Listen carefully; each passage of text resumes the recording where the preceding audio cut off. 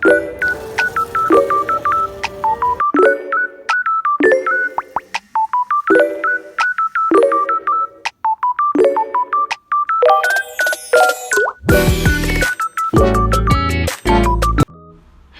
welcome to my channel. මේක මගේ first vlog එක. ඉතින් මම මේ උදේම ගෙදර යන්න තමයි හදන්නේ. කැම්පස් එකේ පොසොන් නිවාඩුවට තමයි මම මේ ගෙදර යන්නේ. ඉතින් මම බහපු තැන ඉඳන් ස්ටෑන්ඩ් එකට චුට්ටක් දුරයි. ඉතින් ඒක නිසා කීල්ස් එකෙන් ෆෘට් ජූස් එකකුත් අරගෙන මම ගෙදර යන්න හදන්නේ. මම සාමාන්‍යයෙන් චොකලට් කන්න කැමති කෙනෙක් නෙවෙයි. හැබැයි ඉතින් මේ අපේ නංගී මට දුන්නා ඔන්න ඔය මොකද්ද ක්‍රන්චි කියන චොකලට් එකක්. ඉතින් අර රස බලන්නත් එක්ක චුට්ටක් කනවා. මම අර ඇතුලේ අර නිකන් රටකජු වගේ ක්‍රිස්පි ගතියට තියෙන ඒවට මම ආසයි චුට්ටක්. ඒක නිසා ඉතින් ඒකේ රසත් බැලුවා. හැබැයි ඉතින් මම එච්චර කෑව නෑ. කටක් දෙකක් විතරයි කෑවේ. අපේ ගෙදර ඉන්නවා චොකලට් වලට වගේ කියන්න එක්කෙනෙක්. ඉතින් යාටම තමයි ওই ටික යන්නේ. මං කොච්චර මට යාළුවෝ තෑගි හම්බුණත් බර්ත්ඩේ ගිෆ්ට් හම්බුණත් මට හම්බුණාට ඉතින් අපේ ගෙදර වගේ කියන්නේ පොඩි උත්තමාවිය තමයි. මොකද මං චොකලට් කන්න නැති හින්දා. ඉතින් ඒකත් කාලා ඔයාලා දන්නවනේ ඉතින් කැම්පස් එකේ ඉඳන් ගෙදර ආපුවාම විශේෂ සැලකිලි ඉතින් ආපු දවස්වල තියෙනවනේ. ඉතින් අපේ අම්මා මං එනකොට එන්න මේ කෑම හදලා තියලා තිබ්බා. ඉතින් ආපු ගමන් මං ඒකට ඔය කියන්න තමයි යන්නේ. කන්න කලින් ඉතින් ඔක්කොටම වඩා ෆොටෝ ෂූට් එක කරන්න එපයි. එහෙනම් මගේ වීඩියෝග්‍රැෆි පාර්ට් එකත් බලාගෙන ඉන්න.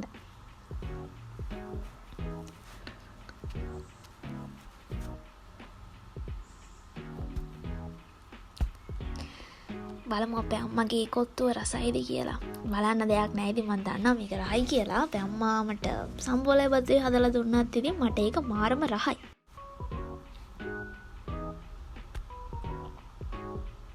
කැම්පස් ඉන්න කට්ටිය නම් දන්නවනේ ඉතින් ගෙදර බත් එකේ රස කොහොමද අපිට දැනෙන්නේ කියලා.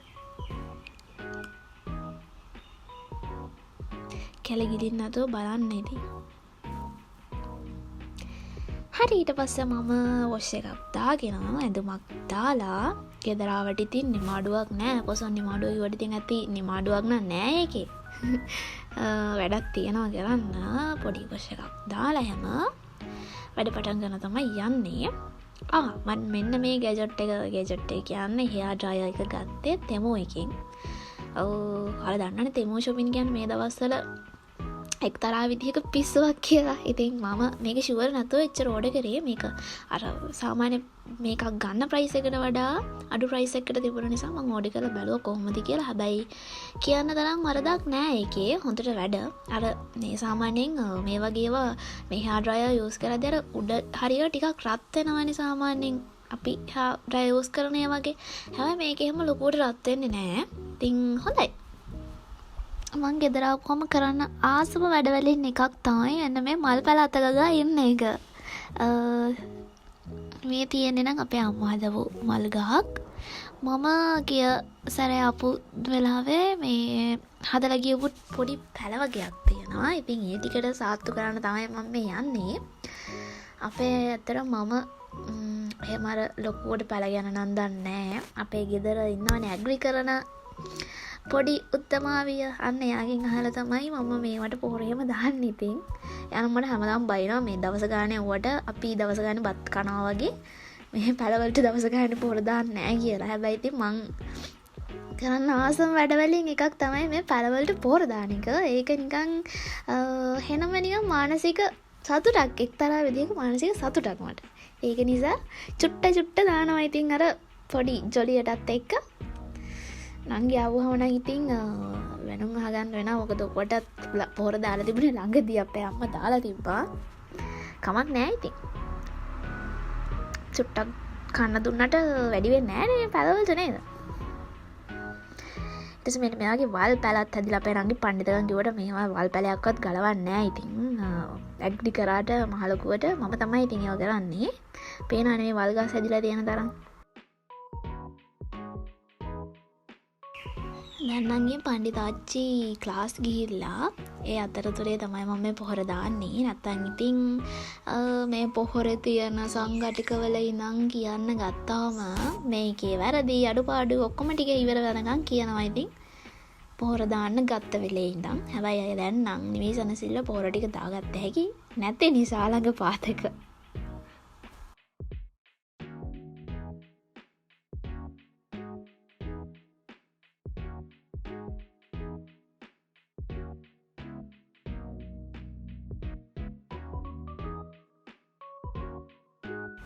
අපේ නංගිමට හැමදාම හිනාවන සිද්ධියක් තියෙනවා. මේ පැලවලට පොහොර දාද්දි මට ඒක මතක් වුණේ. අපේ ගෙදරට මේ දවසක් මාළු ඉස්සරෝම මාළු ගෙනාවා. මාළු වගේක් ගෙනාපු පළවෙනි දවසේ මම හිතන්නේ ගෝල්ඩ් ෆිෂ්ලාද කොහෙද ගෙනාවේ. අර උන් කෑමක් දානකොට මේ ඉවර වෙනකම්ම කනවනේ. අර උඩ පැන පැන කනවනේ. කෑර චුට්ටක්වත් එදර ගන්නද ඔක්කොම කනවනේ. එතකොට මං හිතන්නේ ඉතින් මාත් පොඩි ඒ දවස්වල මං හිතුවා අනේ මේ බඩ පිරලා නැතුව ඇති. බඩගිනි නිසා තමයි මේ කොච්චර දැම්මත් කනවා. ඉතින් මේ මම දකින්න සැරේ මාළු ටැංකියේ කෑම නෑ කියලා දකින්න සැරේ මං කෑම දානවා. මාළු කෑම ටික දානවා.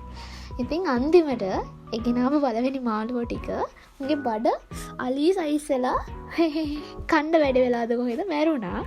ඉතින් ඒක මතක් වෙන සැරේ අපේ නංගි මට ඕක කිය hina වෙනවා. අපේ ගෙදරට මේ මාළු ගෙනාපුවාම දැන් දැනටත් මාළු ගෙනපුවාම ඕක කියලා hina වෙනවා. මේ කණ්ඩ වැඩියෙන් දීලා මම මාළු ටික මැරුවා කියලා. ඇත්තටම අනේ මන් දන්නේ නැතුව ඒ දේ එහෙම උනේ. ඉතින් එහෙම තමයි වගේ රස කතා තියෙනවා. මං හිමීට කියන්නම්කෝ.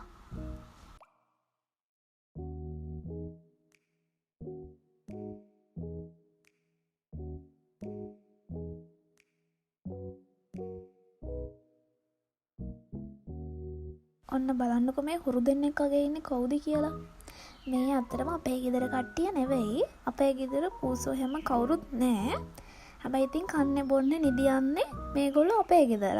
හැබැයි ඉතින් මෙහාට අයිතිකාරයෝ ඉන්නවා. හරි, ඒ වැඩ ටිකත් ඔක්කොම ඉවර කරලා දැන් මම පටන් ගන්න යන්නේ මගේ ඩිප්ලෝමා එකේ වැඩ ටික. දැන් වෙලාව හවස 2:50යි කියන්නේ 3ට විතර. ඉතින් මම ඉස්සරෝම පොඩ්ඩක් ටියුට්ස් ටික බලලා දීපු අසයින්මන්ට් එකේ ප්‍රශ්න ටිකත් බලලා අසයින්මන්ට් එක කරන්න ඕනේ. මේක හෙට උදේ 8ට කලින් අප්ලෝඩ් කරන්න ඕනේ. මේ ඉතින් අද රෑ 11 වෙනකන් වැඩක් තමයි තියෙන්නේ. මං හවස දැන් 3ට වැඩ පටන් ගත්ත පාර වල විශ්වාස කරයි දන්නේ නැහැ. මම මේ වැඩ ටික ඉවර කරනකොට එක දිගට ලබන ඊළඟ දවසේ පාන්දර 7ට විතර ඇති මං ආපහු නිදියද්දී මුළු රාම හැරගෙන හිටියේ. නිදියන්න හම්බුන්නේ නැහැ. මොකද මේ අසයින්මන්ට් එක කොහොමද කරන්න බෑ. ඉතින් මම මේකේ අසයින්මන්ට් එකේ ප්‍රශ්න ටික බලලා උත්තර ටිකත් හදාගෙන ලියලා තමයි අප්ලෝඩ් කරන්න ඕනේ. අපි කැම්පස් එකේ වගේ මේ වර්ඩ් වලින් ගහලා ටයිප් කරලා එහෙම අප්ලෝඩ් කරන්නත් බෑ. ඉතින් අතින් ලියලාම අප්ලෝඩ් කරන්න ඕනේ. ඉතින් අත කැඩෙනකන් ලියවිල්ලක් තමයි තියන්නේ අද.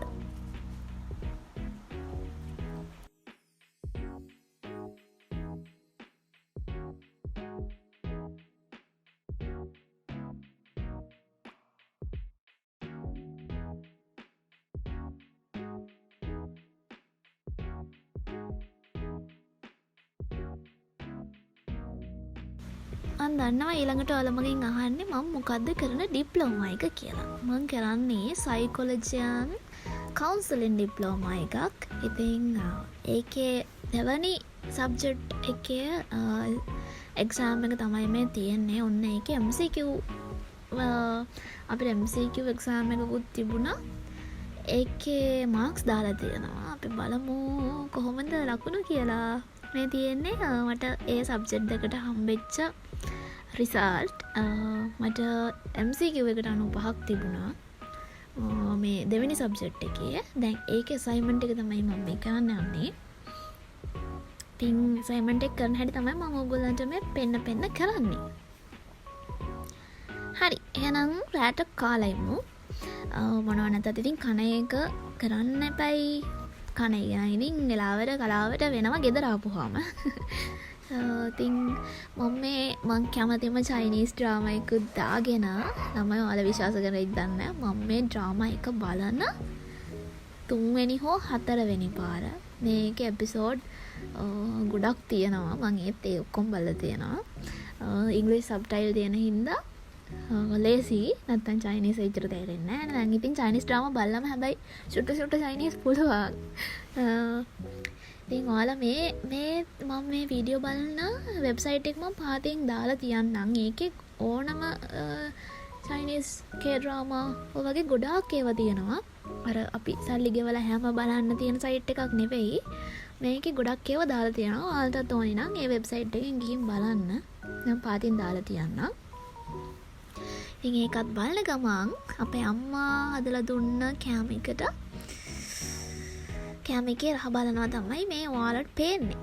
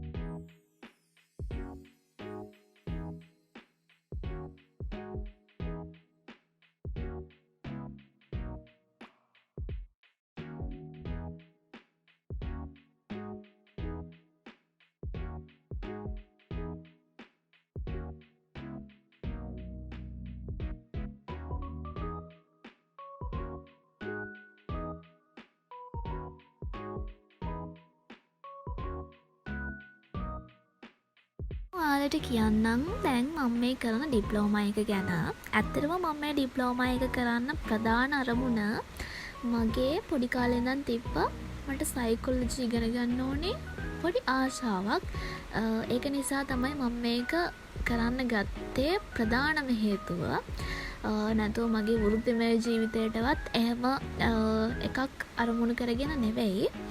ඉතින් ඒක නිසා තමයි මම මේක සිංහල මීඩියම් වලින් කරන්නේ. මගේ ආසාවට කරන නිසා.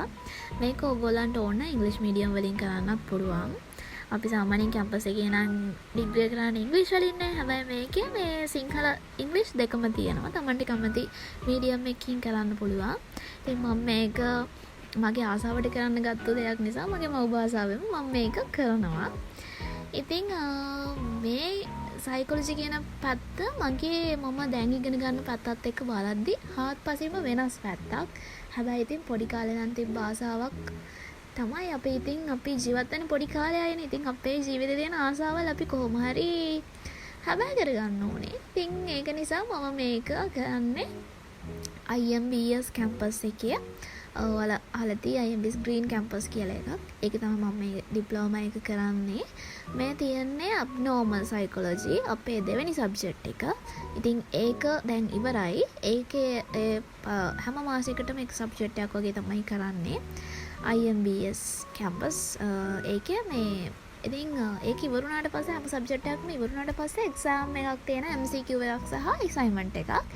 ඒකෙන් තමයි අපිට රිසල්ට් හම්බෙන්නේ. එතකොට මම ඔයාලට කලින් පෙන්වන්නේ මගේ කලින් සබ්ජෙක්ට් එකේ රිසල්ට්ස් දෙක මේ සබ්ජෙක්ට් දෙකේ රිසල්ට් අන්න ඒ වගේ තමයි රිසල්ට් හම්බෙන්නේ. එතකොට මේ නෝට්ස් වල දැක්කම ඔයාලට පේනවා ඇති මේක කියන්නේ අපේ abnormal psychology අසාමාන්‍ය මනෝවිද්‍යාව. ඒකේ තියෙන එක ටොපික්ස් තමයි ඔය තියෙන්නේ. ඉතින් ඇත්තටම මේක කරන්න ගත්ත දවසේ ඉඳන් මටම ස්තුතිවන්ත වෙනවා. ඇත්තටම මම මේ ගත්ත තීරණය ගැන මේ ඩිප්ලෝමා එක කරන්න. මොකද අපි සාමාන්‍යයෙන් මනෝවිද්‍යාව කියන එක මං හිතනවා අපි පොඩි ඉස්කෝලේ යන කාලේ ඉඳන් ඉගෙන ගන්න වගේ විෂයකට දාලා තිබ්බොත් හොඳයි කියලා. මොකද පොඩි කාලේ ඉඳන් ඒ ගැන දැනුමක් තියෙනවා නම් අපේ ගොඩාක් ඔයාලා සෝෂල් මීඩියා පාවිච්චි කරනවා නිසා මම ඒක නිසානේ මේ වීඩියෝ එකත් ඔයාලා දකින්නේ. දැන් ඔයාලට ඒ වගේ දකින්න පුළුවන් මේ ගොඩාක් සූසයිඩ් කරගන්නවා. ළමයි කැම්පස් වල ළමයි එතකොට එක එක ප්‍රශ්න නිසා ළමයි විතරක් නෙමෙයි පොඩි වයසේ ඉඳන් වැඩිහිටි වයසක අය හැම ලෙවල් එකේම වයස් ඒජ් වල මේ කට්ටිය සූසයිඩ් කරගන්නවා. එතකොට එක එක මානසික ප්‍රශ්න තියෙනවා. ඉතින් මේ දේවල් නිසා ඔයාලා මේ වගේ දෙයක් ඉගෙනගෙන ඉන්න එක තුළින් ඔයාට සහ ඔයාගේ වටපිටේ ඉන්න කට්ටියට උදව්වක් කරන්න පුළුවන්. ඔයා මේක වෘත්තිමය වශයෙන් නොකර වුණත් මේ සබ්ජෙක්ට් එක වෘත්තිමය වශයෙන් වල ප්‍රයෝජනයක් නොතිබ්බා වුණත් ඔයාට ඔයාගේ පවුලේ අයට ඔයාගේ වටපිටේ ඉන්න කට්ටියට ලොකු සහනයක් වෙන්න පුළුවන් ඔයා මේ දේවල් දැනගෙන ඉන්න එක. ඉතින් මටම ස්තුතිවන්ත වෙනවා. ඇත්තටම තාම මාස 2යි මම මේ සබ්ජෙක්ට් මේ ඩිප්ලෝමා එක පටන් අරගෙන මාස 2ක් 3ක් විතර. ඉතින් දැන් වෙනකොට මටම ස්තුතිවන්ත වෙනවා ඇත්තටම මම මේක කරන එක සම්බන්ධයෙන්. මොකද මගේ සමහර යාළුවෝ ඉන්නවා මට මේ මාස 2කට ඉගෙන ගත්ත දේවල් තුලින් මට ඒගොල්ලන්ගේ තියෙන ඇත්තටම මොන වගේ යාළුවට මොන වගේ ඩිසෝඩර්ස්ද තියෙන්නේ මොන වගේ මානසික ප්‍රශ්නද තියෙන්නේ කියලා මට තේරුම් ගන්න පුළුවන්. ඇත්තටම මේව මහ ලොකු දේවල් නෙවෙයි. අපි අර නියපොත්තෙන් කඩන්න ඉන්න දේ පොරවෙන් කපන මට්ටමට යනකම් දියුණු වෙන්නේ මේ වගේ ওই මානසික ප්‍රශ්නවලදී ඒ ගැන අපිට හරියට අවබෝධයක් නැති නිසා. ඉතින් ඒක නිසා ඔයාලත් මේ වගේ සබ්ජෙක්ට් එකක් ඉගෙන ගන්න තරමට හොඳයි ඔයාට සහ ඔයාගේ පවුලේ කට්ටියට ඔයාගේ වටපිටේ ඉන්න කට්ටියට. ඉතින් මම ඔයාට කියන්නේ මේ වගේ දෙයක් චුට්ටක් උඩින් පල්ලෙන් හරි දැනගෙන ඉන්න. ඒක ඔයාට ගොඩාක් ප්‍රයෝජනවත් වෙනවා. හරි ඉතින් ඔන්න වෙලාවත් ගෙවිලා යනවා. දැන් නම් මේ පාන්දර 3යි 3ත් පහු වෙලා. ඉතින් අද නම් නිදියන්න හම්බෙන්නේ නැහැ. උදේ 8ට කලින් මම මේ අසයින්මන්ට් එක අප්ලෝඩ් කරන්න ඕනේ සයිට් එකට. නැත්නම් එහෙම මේ අපිට මාක්ස් හම්බෙන්නේ නැහැ. පස්සේ සබ්මිට් කරොත්. ඒක නිසා මම මේක රායලි වෙනකොට කොහොම හරි මේ අසයින්මන්ට් එක කරලා ඉවර කරන්න ඕනේ. ඔයාලට පේනවද මගේ පෑනේ තින්ත ටික ඉස්සෙල්ලා තිබ්බේ කොහමද දැන් තියෙන්නේ කොහමද කියලා. ඉතින් එච්චරකට ලියන්න තමයි තියෙන්නේ. අතෙන් තමයි ලියන්න ඕනේ.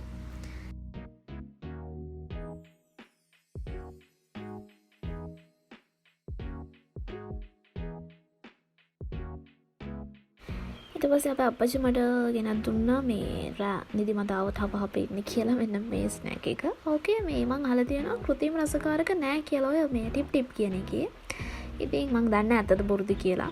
එහෙම අහලා තියෙන නිසා මං හිත හදාගෙන කනවා ඉතින්. මගේ අසයින්මන්ට් එකේ තත්ත්වය දැන් 5:21යි. ඊට පස්සේ නම් මං වීඩියෝ කරලා නෑ. මොකද මට ටටක් ගාලා අසයින්මන්ට් එක ඉවර කරගන්න ඕනේ 8 වෙන්න කලින්. ඒක නිසා එහෙනම් ආයෙත් ස්ටඩි ව්ලොග් එකකින් හරි ඩේ ව්ලොග් එකකින් හරි අපි හම්බෙමු. එහෙනම් ගිහින් එන්න. බයි බයි.